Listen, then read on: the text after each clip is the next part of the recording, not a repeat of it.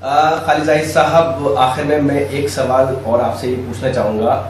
ابھی ہندوستان کے ایک بہت بڑے شاعر منظر بھوپالی صاحب سے میرا انٹرویو رہا تھا انکلیشور گجرات میں نے یہ سوال ان سے بھی پوچھا تھا، آپ سے بھی پوچھوں گا.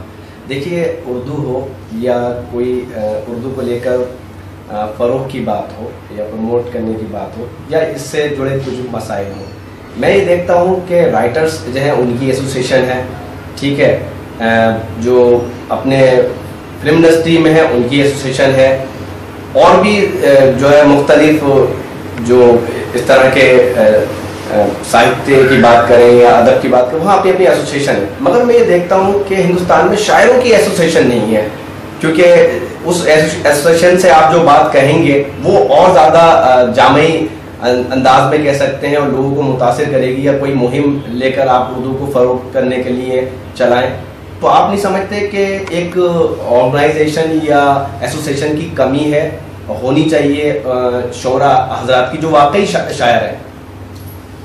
بہت عمدہ بات آپ نے منظر صاحب سے معلوم کی اور پھر بعد میں مجھ سے معلوم کی. منظر صاحب نے یقیناً بہت، منظر صاحب کا یہ کہنا تھا کہ شاعر خود اپنے آپ میں ایک بہت بڑی تنظیم ہوتا ہے اس میں، مگر میں آپ کے طرف آتا ہوں.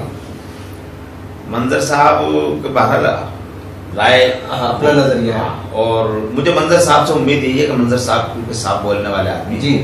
اور آپ کو ایک بات میں عرض کر دوں کہ منظر صاحب بھی اس مہم کا ایک حصہ ہے جی، جو مہم اندرونی طور پر میں نے آپ کو بتائی. اچھا، وہ بھی ادب کے اسٹیج پر جی ایسے لوگوں کو پسند نہیں کرتے جی جو شاعری کا معیار گرانے والے ہیں. غزل کو چاہتے ہیں غزل سڑک پر آگے بڑھے ہوئے ہیں. جی،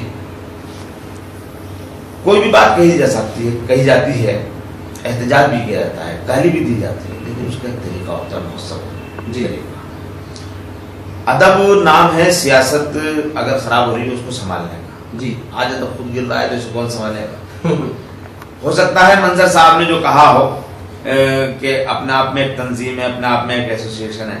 اگر منظر صاحب نے کہا تو میں تو منظر صاحب کی بات کا یہ مطلب نکالوں گا کہ وہ جو تنظیمیں ہیں وہ دوسروں کے حقوق کے لیے لڑتی ہیں، اور یہ جو شاعر نہیں بلکہ ہمارے جو کچھ بیچارے متشاعر ہیں وہ بڑی تنظیم ہے، کیونکہ وہ اپنے حق کے لیے لڑتے ہیں. ان کے موبائل اگر اٹھا کر کے دیکھیں گے آپ، مظفر حنفی صاحب کا نمبر نہیں ملے گا اس میں کسی بڑے ایسے لیڈر کا ملے گا جو مشاعرے کراتا اور پیمنٹ بھی اچھا دیتا.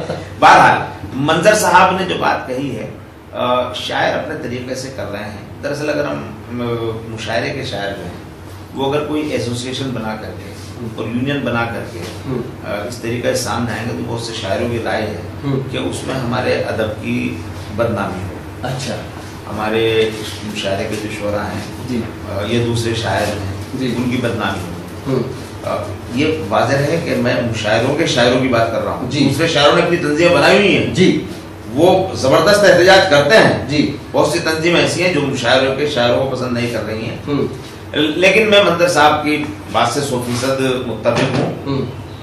البتہ اتنا ضرور کہنا چاہوں گا کہ ہماری مہم جاری ہے اور انشاءاللہ جاری رہے.